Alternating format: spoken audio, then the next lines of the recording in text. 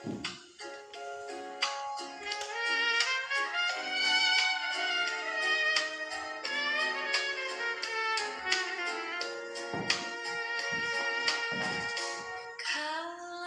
mentari pulang perlahan, ku titipkan cinta pada langit perangan.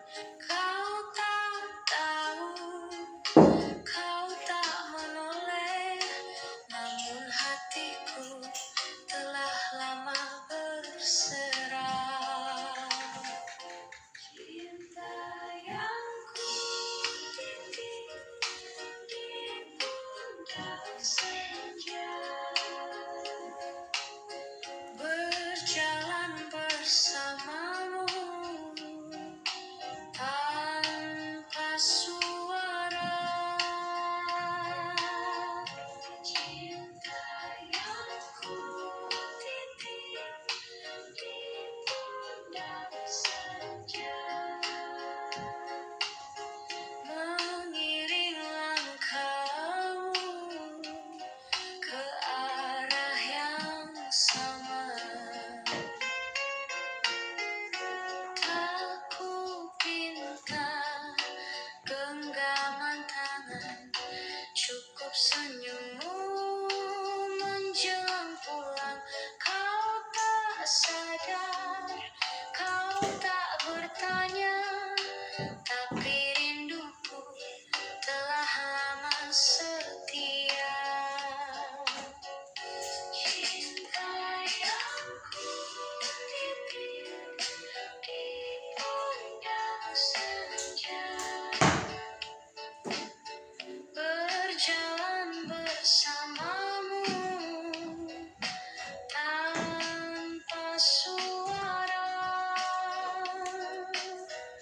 Cinta yang ku titip di pundak senja, mengiring langkahmu ke arah yang sama. Bila kelak kau pandang langit jingga, mungkin disitulah hatiku menyapa.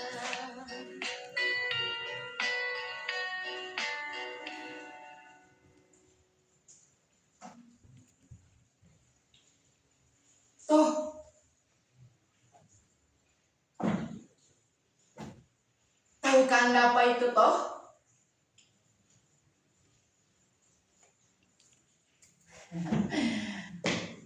Toh itu tanda lahir. Seperti ini.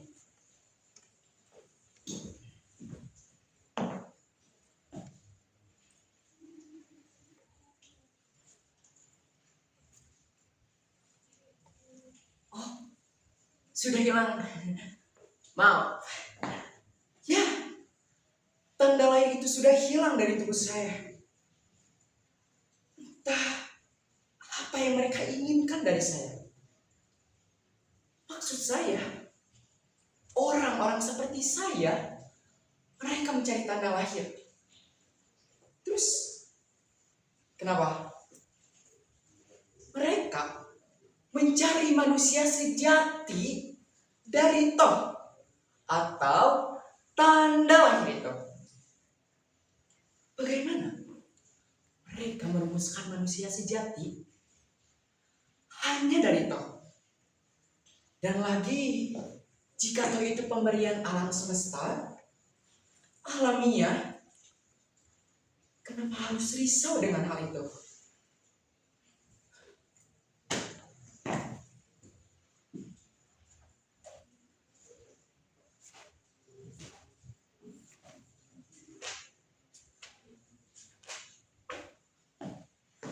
Nah, menurut seorang generalis, bukan dukun, tapi pintar.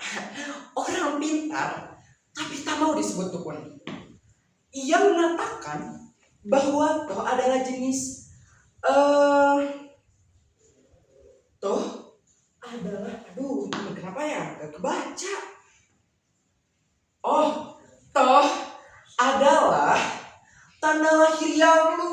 luar biasa. Tanya itu. Menurut para mistikus, ia mengatakan bahwa toh adalah jenis genealogi tertentu dalam rumpun manusia. Karena watak dan muasal pemilik toh itu berbeda. Ketika warnanya juga berbeda. Misalnya, toh dengan warna putih, merah muda, anggur, coklat tua, coklat muda, abu-abu, nila, kebiruan, dan hitam. Oke, saya akan contohkan toh dengan warna putih.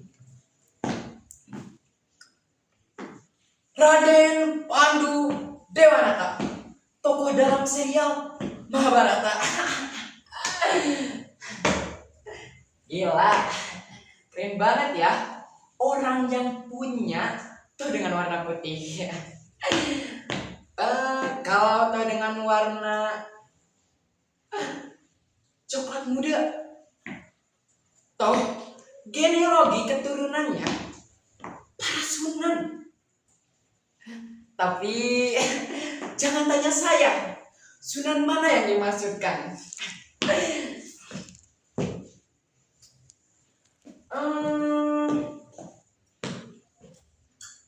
Nah, yang paling menghebohkan dalam diri saya, toh saya berwarna merah terang, merah menyala. Apa maknanya? Jangan tertawa kalau saya katakan saya ini adalah keturunan nyasar dari Rusia. Aduh, saya merasa terhormat menjadi keturunan nyasar dari Rusia. Anehnya, Primbon Nusantara itu mengatakan bahwa saya adalah keturunan nyasar Nikos. Kalau gitu, apa saya ini saudaraan sama Stalin? Atau Lenin?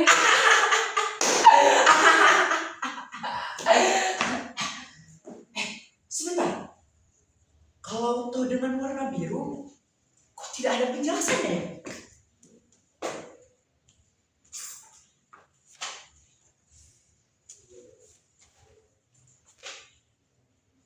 Oh iya, tidak ada.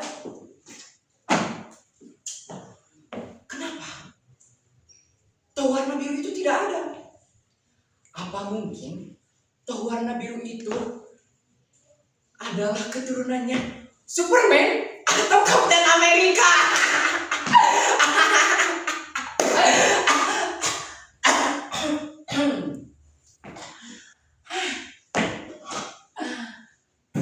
Sejarah ini memang lucu. Saya akhirnya bisa mengatakan ini sesuatu yang lucu daripada yang meresahkan. Hal ini sebagai tragedi yang memilukan, yang memangsa jutaan korban. Lucu. Ada orang yang tidak bisa menerima pendapat saya? Tentu saja boleh. Tapi buat saya, kelucuan itu semacam bahasa yang menunjukkan bahwa ujung dari segala tragedi adalah komedi, di mana rasa pahit itu sudah tidak lagi terasa. Kebangetan kan? Bisa jadi, tapi ini pilihan saya. Bagaimana tidak, kalau penjelasan yang saya terima dari nenek moyang saya ini adalah keturunannya non-pri. Non-pri? Asli.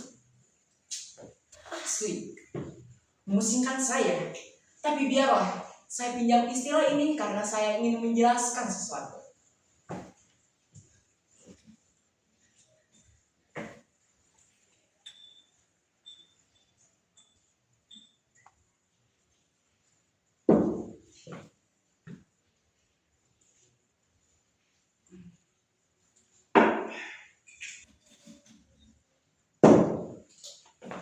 Ya, saya adalah keturunannya non-pri di masa itu. Sebut saja Cina. Mana saya bisa melacaknya sperma pertama yang menurunkan saya. Mulai dari buyut, canggah, udek-udek, gantung siur, hingga ke sperma pertama yang menurunkan saya. Ya, ambil saja mentahnya.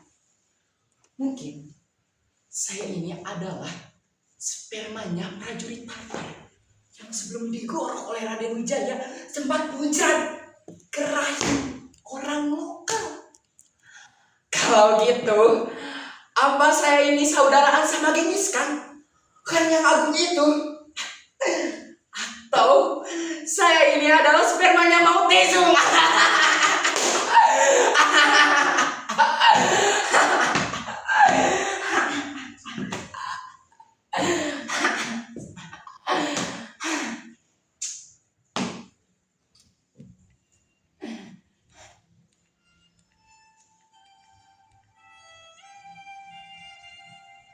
Saya tidak pernah meminta dalam hidup ini diberitahu. Jangankan memilih, diberitahu warna putih, merah muda, coklat tua,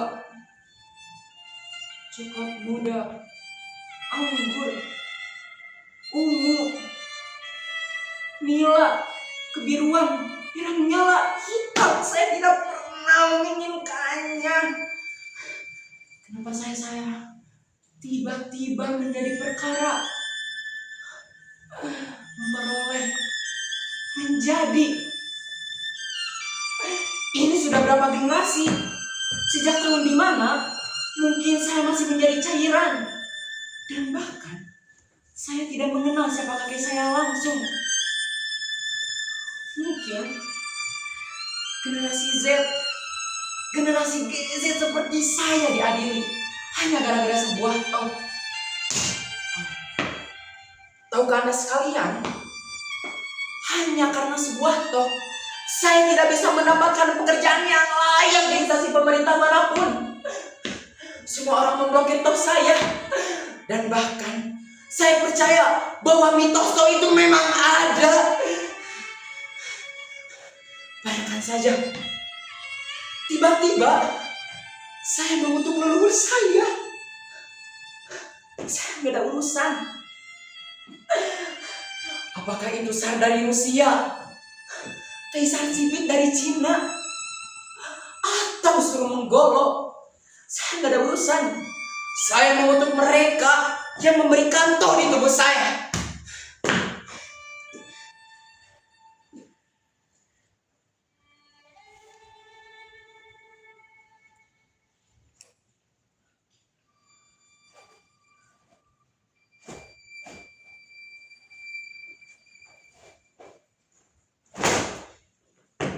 Mata Anda melihat?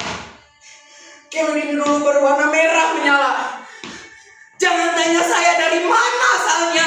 Sudah beberapa kali saya katakan, sampai-sampai saya mempercayai bahwa hidup memang tidak ada yang memberikan toh kepada saya.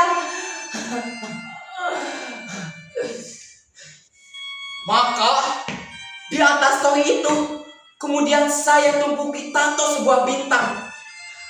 Jadilah bintang merah dengan latar belakang emas menyala.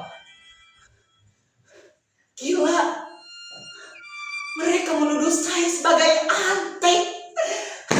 Antek apa? Saya tidak mengerti.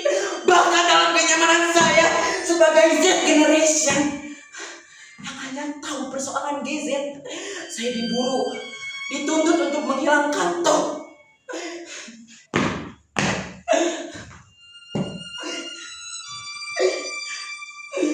Anda tahu, dengan gila-gilaan saya yang entah dari mana keberanian itu, saya mengambil setrika panas lalu saya gesekkan di dada saya.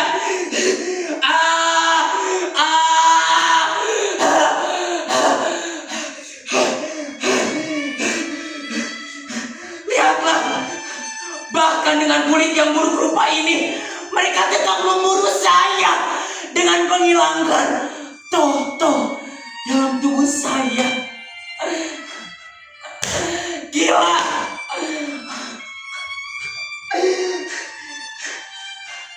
Apakah makhluk-makhluk sinetron Korea yang bisa melakukannya dengan mudah?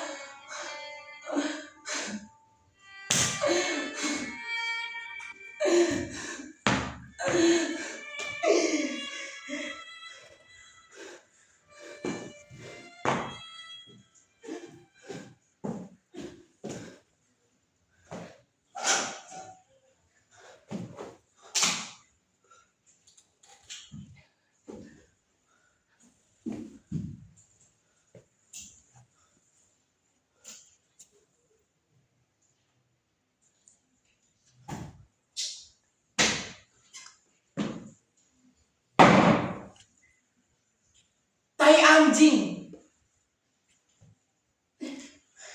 Saya nggak ada urusan dengan politik. Saya hidup dan saya dikaruniai oleh kehidupan. Lagi pula, politik kalian kan cuma topeng. Bilang saja, kalau kalian ini adalah orang-orang minder yang pengen dapat uang dengan mudah. Apa hubungannya dengan saya? Toh saya dan usaha KP saya.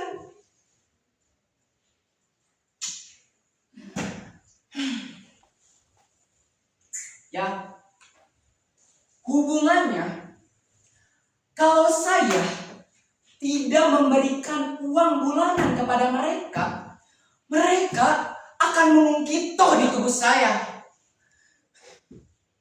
sampai saya modar di bangsa politik.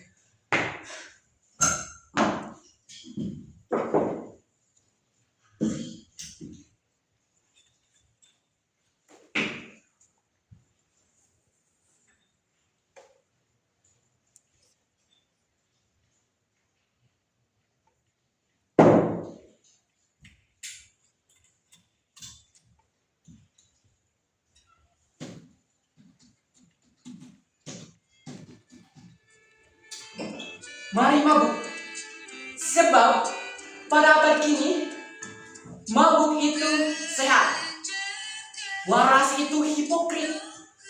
Sudahlah, saya ingin bersantai, tak ingin mengurusi apapun.